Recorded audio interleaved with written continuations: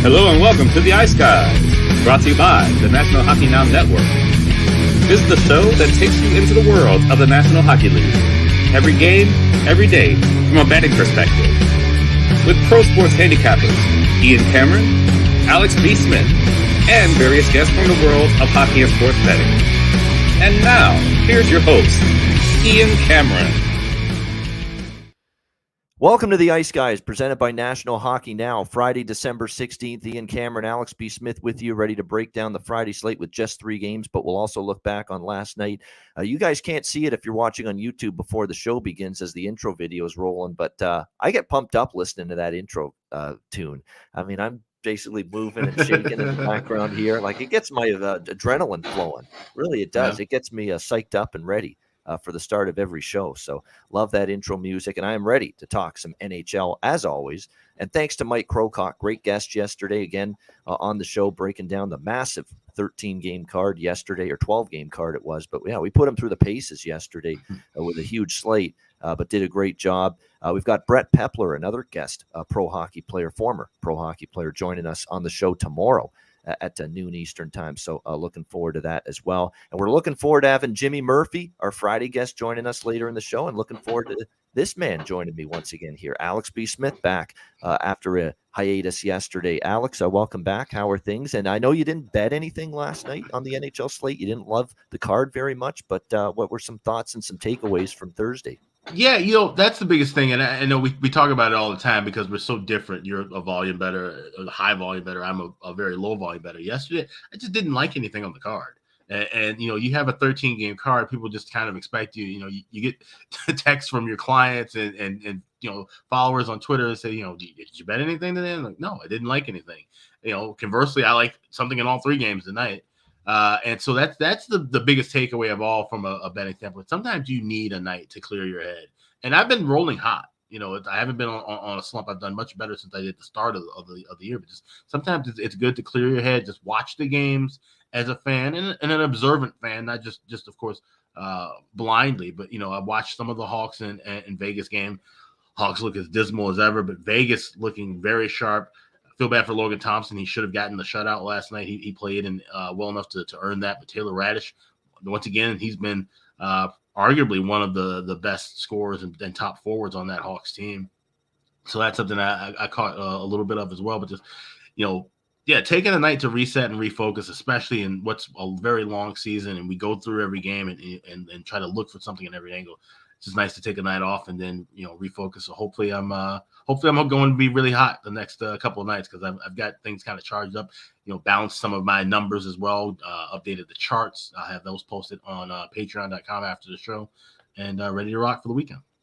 Yeah, no doubt. Sometimes it's nice to have that recharge the battery night, where you just take the night off, you don't love things, and you get a little break. I mean, we certainly don't have many opportunities to have that kind of situation where we get a break from the card, especially me. I mean, and look, I've had that before where the very odd times I'm passing on the card, I get the subscribers of mine asking me, are you playing anything? Like you talk about how you get that when you don't have a night where you're involved in action and you pass the card saying, aren't you betting anything? Yeah. When it's me, they're not only asking me that when I pass, they're saying, you hungover, you drunk, you mentally ill, something going on here. Have you lost your mind? But yeah, they get worried. Directed at me when I pass the card on a certain night, because it's a very rare occasion when it comes to yours truly. But still, you need that every now and then, just a little bit of an opportunity to just take a step back and have a break.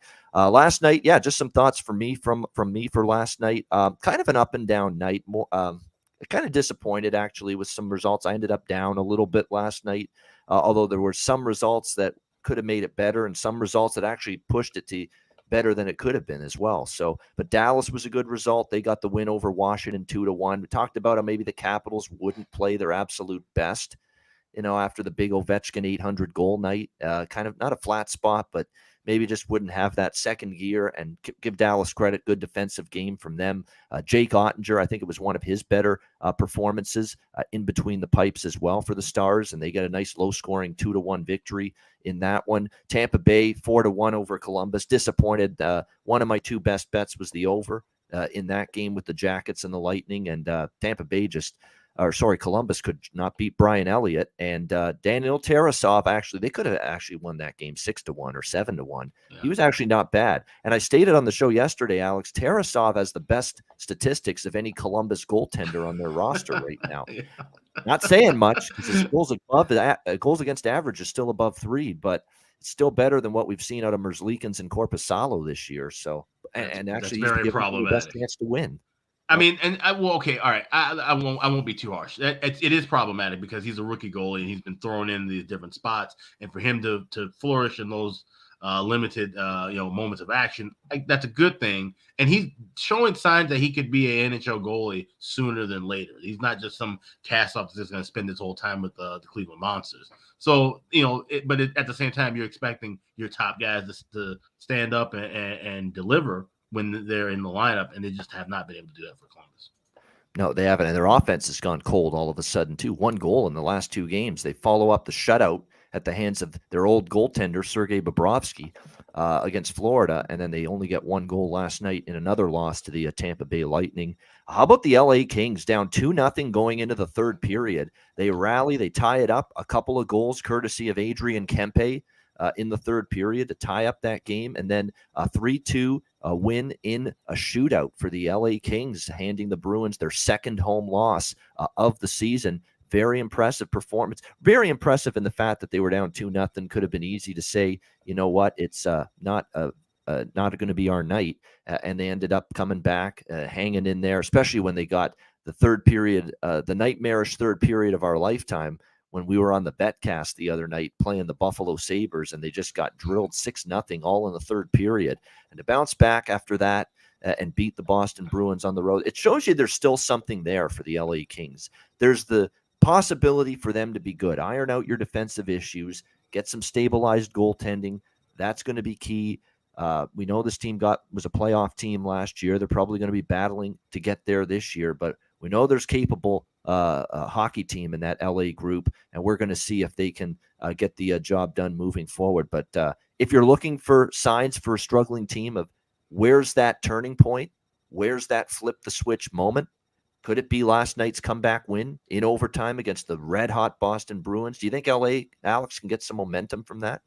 Yeah, definitely. I mean, that's a huge win, even though it wasn't a regulation win. And of course, you're going to hear every Bruins fan in the world saying, well, it's still undefeated in regulation. That'll be the saying until that really happens. That'll be the next shoe the next drop. streak. Yeah. So this is a current streak. That's it's still impressive. The fact that you've only lost 2 games, at home in a shootout, mind you, not both of them, not even in OT, going to shootout. So there's still, the resiliency. You have to take them all the way to the end to beat them at home. That remains to be true. But I think this is a good boost for LA, a team that's kind of fallen a little bit on hard times, but they're still in great shape as far as the division is concerned, and the conference as well. And but we're seeing that now. We're starting to see things shake into position that we talked about at the beginning of the year. We talked about how Colorado, of course, now the injury bug has really bit them hard lately, but they're still in the middle of the pack in the Central Division. You're seeing the Minnesota Wild come back from their bad loss. You're seeing Pittsburgh playing tough again, Toronto playing well, Tampa Bay back in the fold as a legitimate contender in the East. We're starting to see these things that we called it. We said some of these teams are going to struggle early, but they'll pick things up late. But like I said, Boston, I mean, the run that they're on, that it's still just incredible. And you're waiting for the shoe to kind of drop for them. At least I am. I'm waiting for them to see, maybe take a shot against. They're going to hit their first skid at some point. At some point, they can't keep this pace. So that's the kind of the thing I have circled. I have, like I said, I talk about Tampa Bay. That's a team I like to bet on right now. Moving forward, still getting some good value. I think we might be getting some good value going against Boston coming up soon. It won't be something you want to do all the time, but you can pick your spots, I think, coming up within the next couple of weeks. They're at the height of their value. They're at the height of their, the start to the year. They've been power rated up constantly this year. The value is not really there to back them. And just now you might start to see their play level off and drop off just a bit. So I agree with that. This could be some decent opportunities and the right time maybe to try to look for chances to step in front of the Bruins at this point. Well, look, we have seen this team play some hideous, embarrassing hockey at several games in a row, but last night I'll give them credit. The Anaheim Ducks 5-2 over Montreal showed some pride, showed, at least, hey, we have a pulse. We're a professional team. We're professional players. Nobody likes to get, just absolutely crushed and destroyed every game and embarrassed the way the Ducks were. 6-1 at home against San Jose, 7-0 the other night against Toronto. And to see them actually put their best foot forward, get some saves from Lucas Dostal. Let's give him credit. The young kid was very solid in net. Lucas Dostal had a very nice night for the Ducks last night. You could tell that team was sick and tired of being, embarrassed, and it was one of their best games in a while. So give them credit. You can tell they're still professionals. This is still a National Hockey League team. They've gone through their issues getting embarrassed, and finally Anaheim said enough was enough.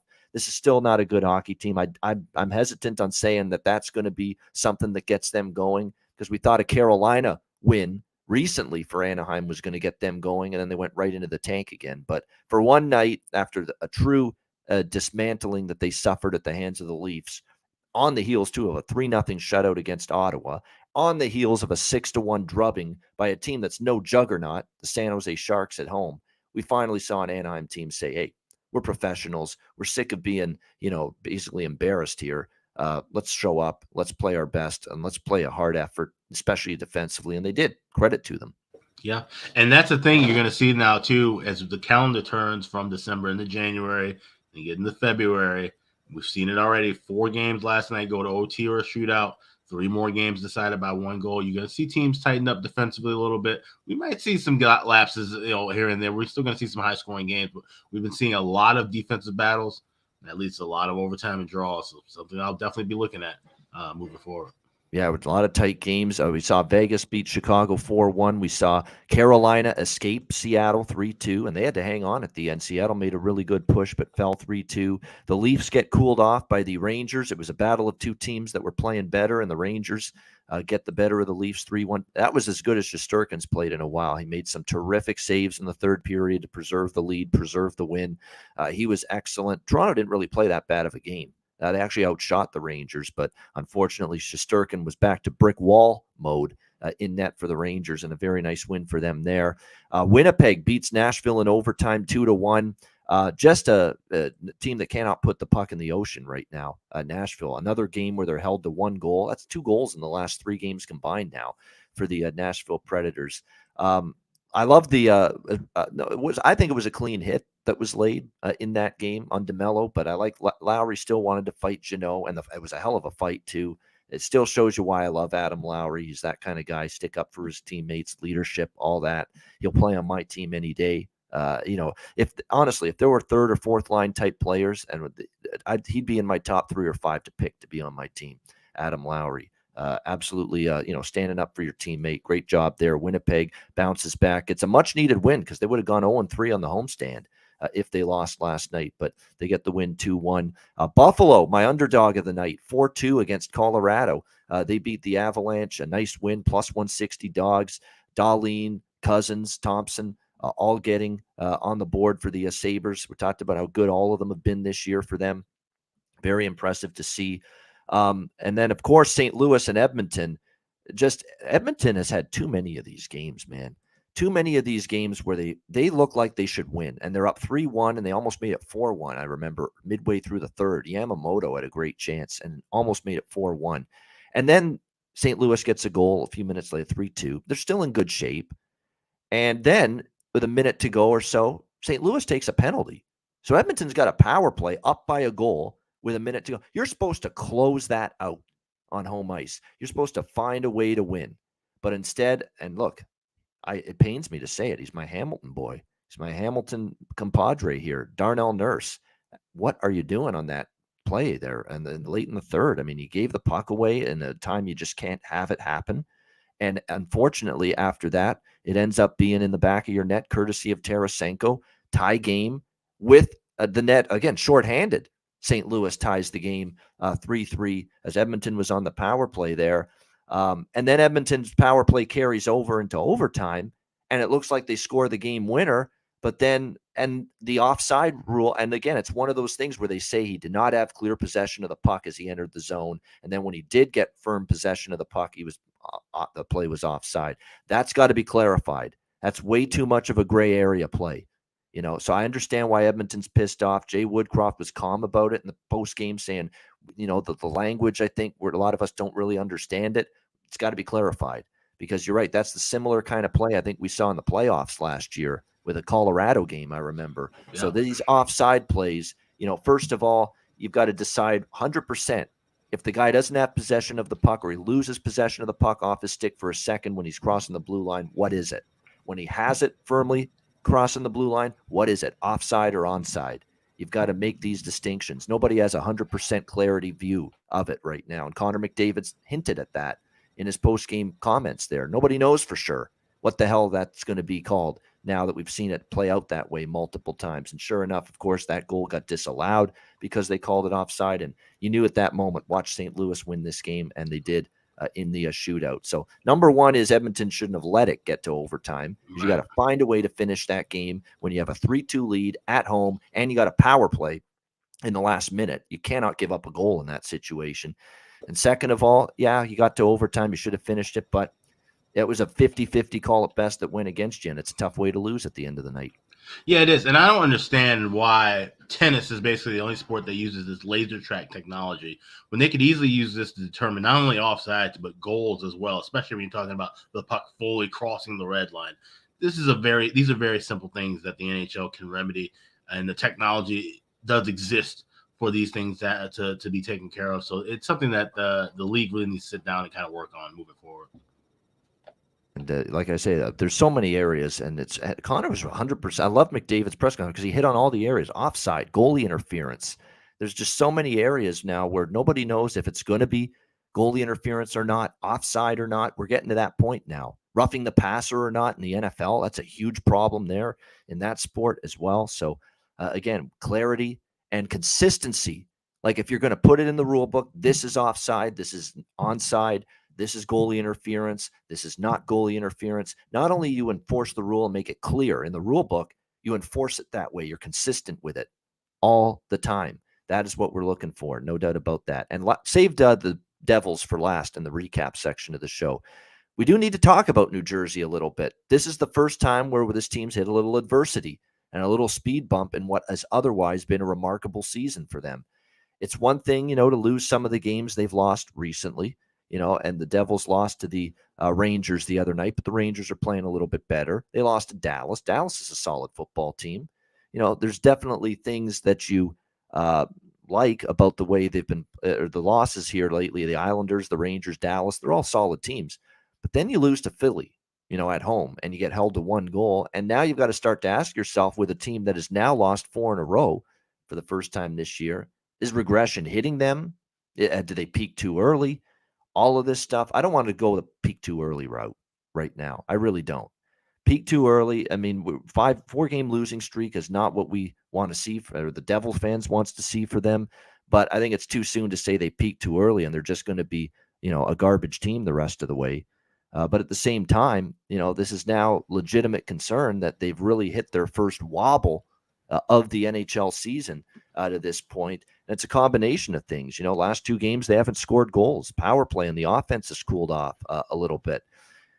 Their defensive play has been good, and their overall numbers are still good. Like, if you look at their overall numbers, this still looks like a very good hockey team, but it just hasn't resulted in wins here the last 4. I'm not pushing the panic button yet. That being said, 2, 3, 4 more losses in a row for New Jersey, and then we might get to a point where maybe you do have to start reevaluating this hockey team and their ability to sustain this. And keep in mind, this is not a team loaded with physicality. This is not a team loaded with those 3rd and 4th line grunt players that are going to be those guys that could be big-time playoff, two-way players for you. Got a couple. Miles Wood could be that guy. McLeod could be that guy. And credit to McLeod. What a friggin' tough son of a gun he was last night to go after Delorier for a hit on Miles Wood. He was outmatched. Obviously, this is a guy that's been in tons of fights for years in the NHL, Nick Delorier. McLeod's dropped the gloves before, but not at that weight class. To take on Delorier, man, and hang in there. And he actually landed some punches on Nick Delorier, too, toward the end of that fight. Yeah. Just incredible stuff. Mikey McLeod, man. Hats off to you, my friend. That was terrific. I love seeing that stuff.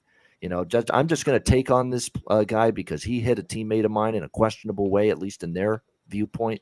I love stuff like that. Way to go, Mike McLeod. Yeah, absolutely. Standing up for your teammates, that's something we love to see all the time. But with New Jersey, like I said, it took me a while during that long winning streak for me to say, the Devils legitimate. And I think they are a legit team, but I wouldn't be completely stunned if we saw them regress in a large way, because this is a team that we've seen, shades of flip-flop play from them, even when they were bad. The win streaks they had were kind of long, 4 or 5 games, and all of a sudden they go and lose 8 of 10. So it wouldn't shock me. They've been that kind of inconsistent team for a while. It seemed like they may have broken through past that, but they got to turn things around soon, because, like I said, they'll start, having the doubters again. They won't be chanting fire Lindy anytime soon, of course. I think that's past, but definitely you don't want to get back into a habit of losing after having such a fortuitous first 2 months of the season. Yeah, exactly. Oh, I forgot Pittsburgh, Florida. Yes, great win by the Penguins. That was my other best bet. So we went 1-1 with the best bets. The Penguins got it done. Riding them on the win streak right now. Alex, we've talked about Pittsburgh. That's 7 games in a row for them now that they've won after last night's 4-2 win. A great job by them in the victory. They get it was all special teams mostly for the Penguins last night. They get the shorthanded goal from Chris Letang, power play goals from Gensel and Malkin. Absolutely a terrific job. Jari made some big saves when Pittsburgh was hanging on to the third period lead a little bit. Florida did make a good push, but it all came together nicely. Pittsburgh got the win, riding a red-hot team. Florida too inconsistent. And then I liked Pittsburgh even more, Alex, once we heard Tkachuk wasn't going to play last night in that game, and Verhaeghe as well. So it ended up being definitely a couple of big-time absences, no question about it, for the Florida Panthers last night, and a team that just can't get any traction going. The opposite of Pittsburgh right now. They have got serious traction going right now, winners of 7 in a row. And the biggest thing, too, is, we don't talk about futures too often, but I think awards futures maybe look for. If the Bill Masterton Trophy, if you can find those odds anywhere, look for Chris Letang. He got a goal and assist last night. This is a guy, 14, 15 days ago, had a stroke, his second stroke of his life, heading into 36 years of age. Comes out, please, last 3 games, played 20-plus minutes of ice time, got a goal and an assist. He can stay healthy. I mean, that award's given out for, sportsmanship and dedication to hockey. Well, there's no bigger dedication to hockey than this guy wanting to get back on the ice in December of all months. This is a Pittsburgh team that we've seen year after year deal with injuries, and, they wait and let guys get healthy for the playoff run, the stretch run. He wanted to come back now, 2 weeks after a serious health issue, and it is contributing right back again on the score sheet. And the Blue Liners have been playing well for Pittsburgh. We talk about how sometimes the goaltending can be hit or miss. The defense hadn't been that strongest point of that franchise in quite some time. Now they're playing a little bit better. Of course, Crosby leading the way with the offense. It's a Pittsburgh team to definitely be watching out for. And Florida, like I said, they still finding themselves as the odd team out in that division in the Atlantic, in the Eastern Conference. I think that's kind of where they're going to probably stay for a while, unless they make some drastic changes. And I mean, there's some things they're not going to be able to do. They're not going to be able to move Bobrovsky unless some kind of magic miracle happens with the cap, and a couple other teams needing to address some issues as well. But Florida trending down, and Pittsburgh hanging around and trending more toward the upward in that Eastern Conference. No doubt about it. And they need Spencer Knight back. They need consistency better at the defensive end. And I don't think they've got the third and the fourth line scoring punch either right now that they had before. This Florida Panthers team. I think that's hurting them quite a bit too. I mean, you got to start really considering the potential of this team not making the playoffs right now. That is a very real possibility for the Florida Panthers. Right now, they sit 3 points out of the second wild card spot. They're 7 points now behind Tampa Bay, the third place team in their own division, the Atlantic Division. I mean, the way Boston, Toronto, and now Tampa as well are all playing, good luck trying to catch them right now if you're Florida. You might be relegated to just a wild card spot if you get in now. And here's the thing. I said it on a show I did earlier on Edgework. Buffalo, in my eyes, is one goaltender upgrade and a blue line veteran addition away from being a legit wild card contender. They're right in that mix. So that's another team that Florida has to worry about right there in their own division. Yeah, exactly. And that was a nice win for them last night, no question, in Colorado, taking on the Avalanche. All right, let's turn to Friday. We've got 3 games on the board, and we'll begin with the Chicago Blackhawks and the Minnesota Wild. Minnesota minus 420 in most spots here. Home favorites, a massive price in this game. The total sitting at 6 right now across the board. It's funny because you've got obviously Chicago on a back-to-back. They played at home against Vegas last night. They lose that game 4-1.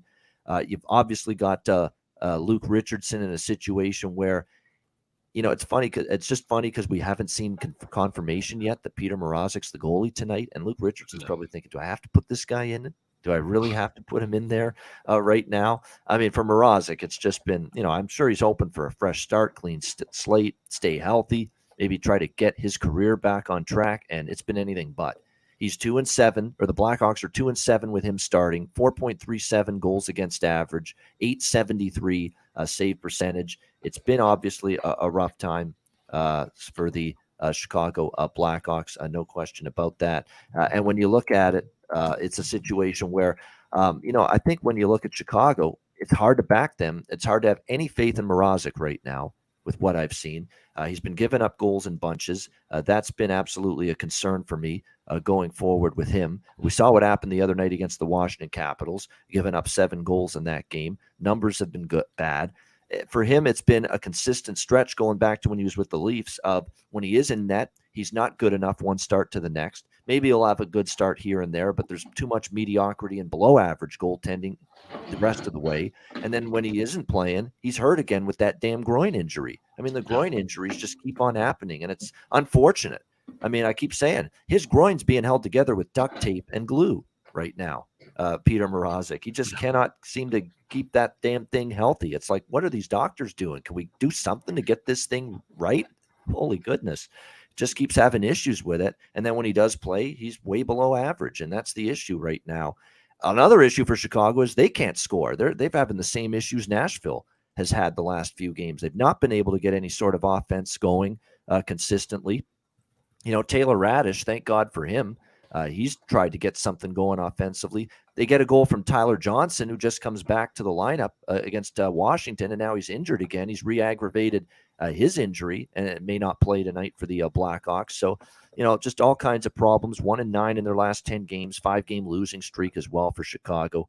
This is obviously a game where Minnesota, with any sort of focus, should win this game. I mean, they showed up to play against Detroit 4-1 the other night. They played a pretty good defensive game. They played 2 in a row. Very good defensive games at home. 3 in a row if you factor in the shutout they had against Vancouver at the end of the road trip. So this is one of those games where I think Minnesota wins, but I'm not going to take them puck line or regulation line. There's just no value. I think the best way to attack it is I found at BetMGM the team total at 4 minus 110. At least if they get 4 goals, you push. And if they get more than 4 goals, it's going to end up going over that number. So I think that's the best way to play it. Minnesota team total over 4 minus 110. Again, try to find it at BetMGM or another book where you can get that half goal because you don't really want to lay over minus 170 with over 3.5. I certainly didn't want to. So I figured the next best option is over 4 minus 110. With the Wild team total. So that's the way I played this one. Alex, what do you think here, Blackhawks and Wild? Yeah, I went with Wild first period puck line. I got that right before it moved. It was even money when I played it laying the half a goal. Now you have to lay, I'm seeing the $1.10, $1.15, which I normally wouldn't do that. I would normally say that's a no-go. But like I said, considering how, unless you have a book that offers that half goal option on the team total, I'm not laying 170 with 3.5. So I'm going to go with that. First period puck line, I'd say lay $1.10 and try to shop around if you can get a plus price for that.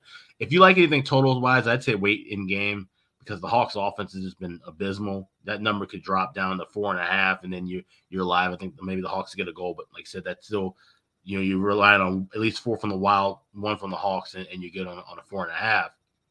That's probably the best way to attack this. The Hawks have just been brutal. And like you said, either you play Peter Mrazek, who clearly, if he is 100% healthy right now, then he probably should be close to done with his career, honestly, because his post-to-post movement in the last couple of starts after coming back from the injury has looked terrible. He looks very slow. He looks uncomfortable just standing in the crease right now. And so you either have him in that, or you go on a back-to-back with Arvid Soderblom again, who, yes, he has shown progression in every game. He made some great saves last night, but at the same time, two of those goals he got beat on, especially that one in the second period, they're goals that high school goalies could have stopped.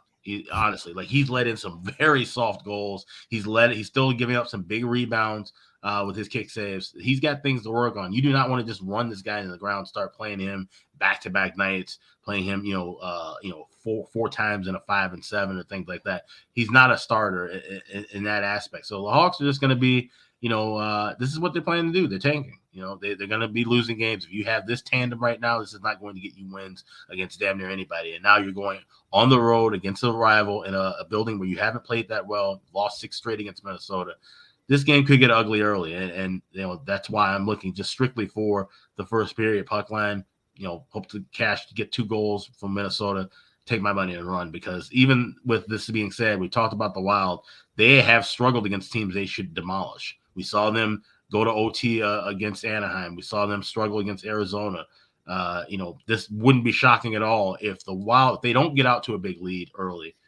This could easily be all of a sudden a 2-2 game with 5 minutes left in the third. And next thing you know, the Hawks are alive to win this game in overtime or a shootout. So the Wild do need to take care of business. They need to play a full 60-minute game. I'm just hoping they at least take care of business in the first 20. Yeah, and in theory, you would think, with Marc-Andre Fleury in net tonight confirmed for the Wild, he would always want to play well against Chicago. Obviously, it was disastrous time for him there. I mean, nothing went well. He didn't play great. The team was not good. I'm sure he's always interested in beating Chicago, Marc-Andre Fleury. But he did give up 3 goals the last time he faced them, and it was a close game. It was 4-3. But Chicago was actually in a better offensive way than they are right now. They are lost at sea right now in terms of finding their goal production. Their power play has gone downhill. Their power play was actually great early in the season, and now the last 5 games, they've gone just 1 for 12 with the man advantage. So the power play has cooled off, and it's coinciding with the goal scoring. I mean, this is pretty lousy from Chicago. They've scored in the last 5 games during this losing streak, they've only scored 5 goals in those 5 games, shut out twice as well. So it's tough. That's why I isolated the Wild team total instead of a full game over in this game, because I don't know if Chicago's going to give me a whole lot right now tonight. So I figured I'd focus more on the team total here for the Wild. All right, St. Louis Blues, Calgary Flames. We've got Calgary minus 220, home favorite, 6 the total in this one. Man, Calgary just cannot seem to get on any sort of run. I mean, it's just been remarkable. That's losing to Columbus, losing to Toronto, losing to Montreal in a shootout, all 3 games on that road trip. Granted, a little bit of a tough spot, coming back home off a 3-game road trip in the East to play Vancouver, but still a game you think you should win, and you don't get it done. You lose to the Canucks at home. So it is definitely a team that is having a tough time right now. They still have a winning record at home, though, 10-7 at the Saddle Dome this year, but 4 losses in a row. 3 of them have been beyond regulation for the Flames as of late.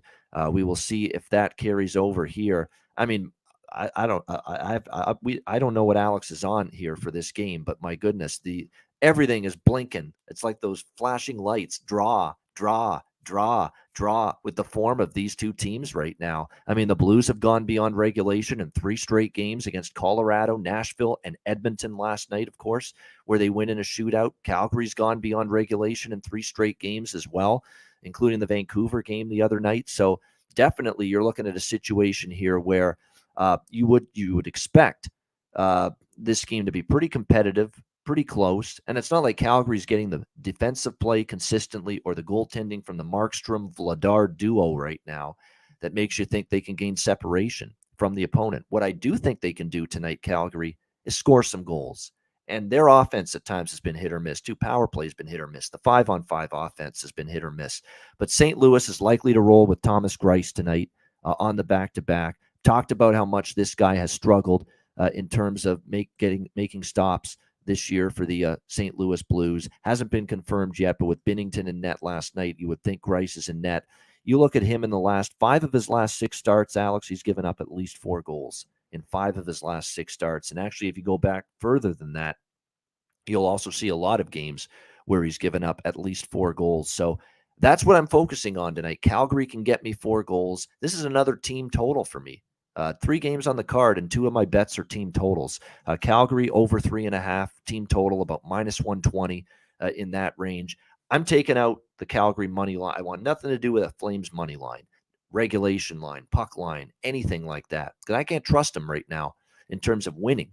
But tonight, with a Blues team in a tough spot, 3rd game in 4 nights, back-to-back on the road with a struggling Thomas Greiss, I'm just going to isolate the team total and hopefully count on the Flames to get 4 goals against a goaltender that's been giving up 4 goals repeatedly all season long. So Calgary team total over 3.5. I think I know where Alex is going, and the draw makes a whole lot of sense, too, to take a sprinkle on that with both teams on a 3-game streak beyond regulation entering tonight. What do you think here, Alex? Blues, Flames? Yeah, you got it down for exactly. Like I'm going the draw plus 390, and I'm also going first period over. I actually dropped down to minus $1.20 and bet online before we got on air, and that's when I finally struck and played it.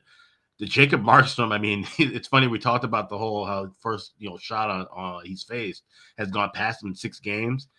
2 of the first 3 shots he faced against Vancouver the other night go past him. That game flies over the total in the first period. Yep. We've seen Calgary go over that first period total in 7 of the last 10, and 8 of the last 10 games we have seen a goal in the first 10 minutes. More than likely, it's been against Markstrom, like you said, early in the contest. So that's something that he really needs to work on, getting in focus and being in the right positioning early in games and not waiting until the second, third period to settle in. But until he proves he's done that, and like you said, with Greiss possibly going for St. Louis, this definitely feels like an extremely cheap price for that first period over. So I'm hammering that, and I'm also going with the draw at plus 390. Is that true there? Chris Otto is on top of what the numbers are and the lines are, but I believe him when he says over 5.5. He says in the chat -125 at MGM, bet MGM. I know it's over 5.5.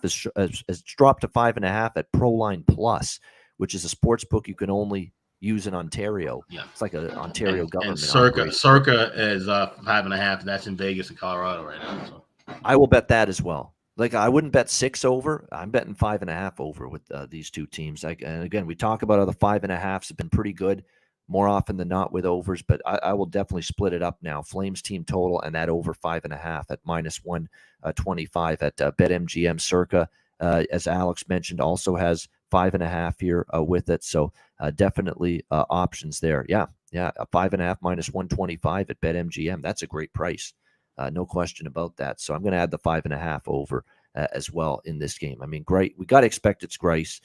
We got to expect him to be not someone we trust as it's been all season. And yeah, I think the Flames are going to maybe put a few past him. If there's anything to slap Calgary in the face and say, "Wake the fuck up, boys. Let's get our shit together," it's probably losing at home against Vancouver the other night. So, hopefully we get that kind of effort, that kind of performance tonight from the Calgary Flames in this one. As far as the props go in this one, there are a couple that stand out for me in terms of the prop market.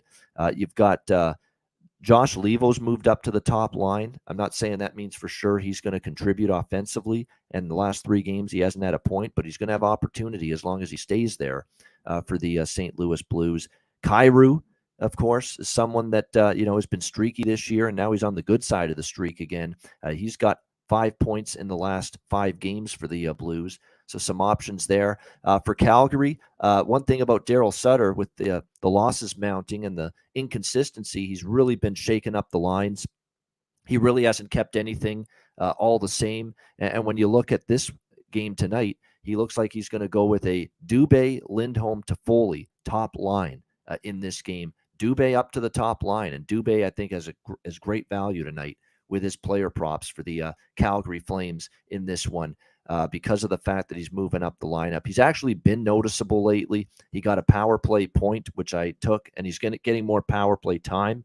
I mentioned he got 2 assists, 2 points. One of them was on the power play. Take a look at that as well. Power play point, Dylan Dubé, because a lot of books are going to have it really good again at plus 500 or something. I got a plus 550 on that in the Vancouver game, and he got a power play point assisted on their first goal.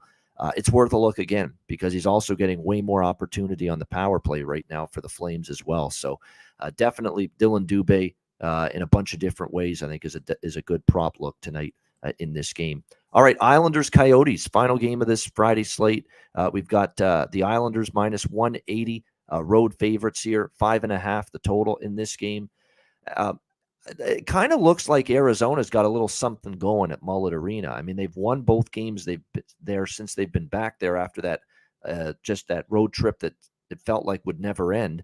They get back there and play 2 games at home against Boston and Philadelphia, and they win both of those games. Now, the Boston game, they got totally outshot.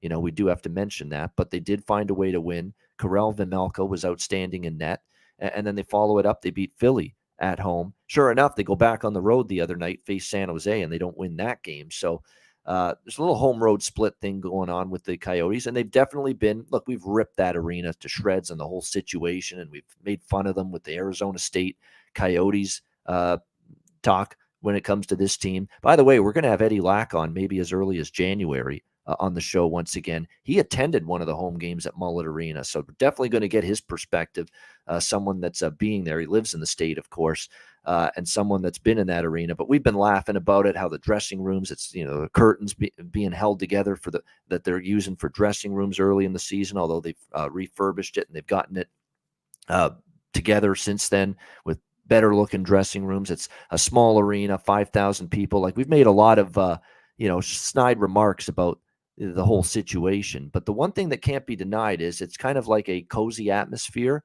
Crowd's right on you. And this team, all the players say they get some energy from this crowd.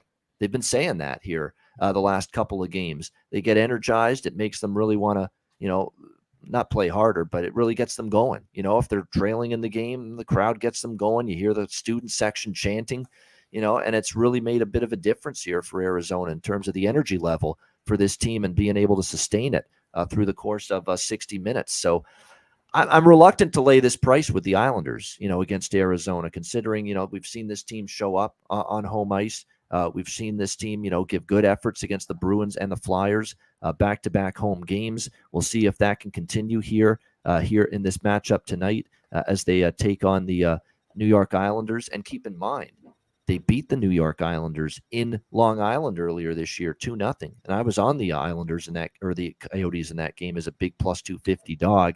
I lean Arizona here, plus 160. I might have a couple bucks on that. I don't like the fact that the Islanders lost to them. Like, the Islanders probably won't look past Arizona. They're on a losing streak as well. They should have full focus and say, hey, we got to stop the bleeding here facing this Arizona team. They already beat us. Do we want the shame of losing to the Coyotes twice in both meetings this year? Probably not, but I'd still lean to the Coyotes here at this price because you're getting a good number. They've been good at home. Vejmelka is confirmed in net, and I think it's going to be Sorokin for the New York Islanders, Ilya Sorokin. And don't look now, he's given up 8 goals in his last 2 starts, so he's his play has leveled off just a little bit here in the last couple games. So I lean Arizona, and at 5.5, with the total, I would only look over, and I'll probably put a couple bucks on that as well. What do you think here, Alex? Islanders, Coyote? Yeah, I was leaning with the first period over. Of course, seeing $1.20, that's a decent price. But and the Islanders 3 straight first period overs cashed on the road.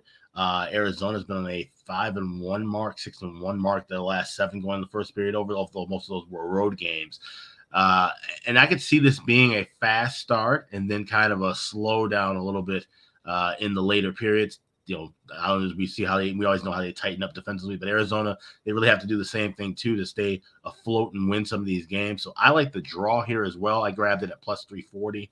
I think you can find 350, 355 if you shop around. I think this could be easily a 2-2 game. You can see, a couple of goals early, and then it tightens up in the later periods, and this one go past 60 minutes. So I like Isles Coyotes. Give me the draw plus 350. All right, Islanders, Coyotes draw here in this one.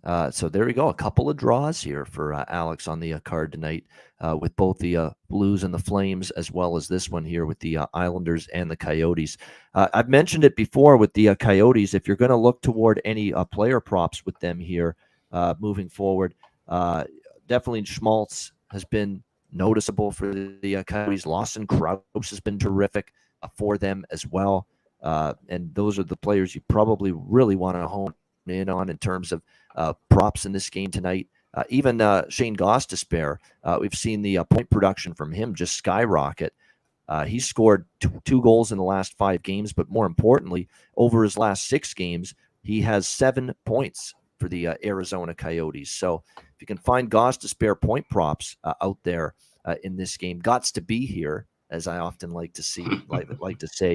Yeah, definitely, I think it's worth a look. If you want to build some kind of SGP in this game and you're going to put together something involving player points, definitely Goss to spare should be included because, again, 7 points for him from the blue line for the Arizona Coyotes in the last 6 games. So good stuff indeed there. All right, that is the Friday NHL card here for this Friday edition.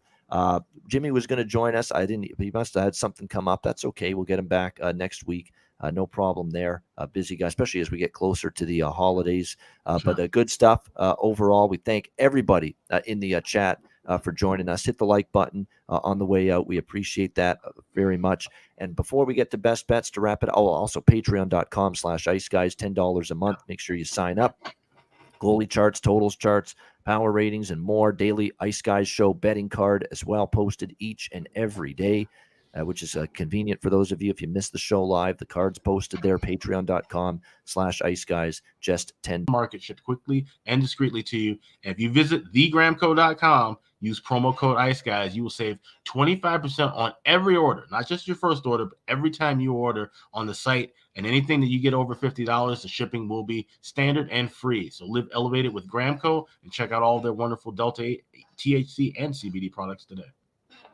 And as you can see, Alex loves them and uses them too. It's not just, hey, we're promoting this site. Right, we love your product. It's right there, exactly. Delicious flavors as well. There it is on the screen as well. If you're watching on YouTube, thegramco.com, 25% off using promo code Ice Guys. And also, of course, manscaped.com. We appreciate them joining us as one of our official sponsors here on the Ice Guys show as well.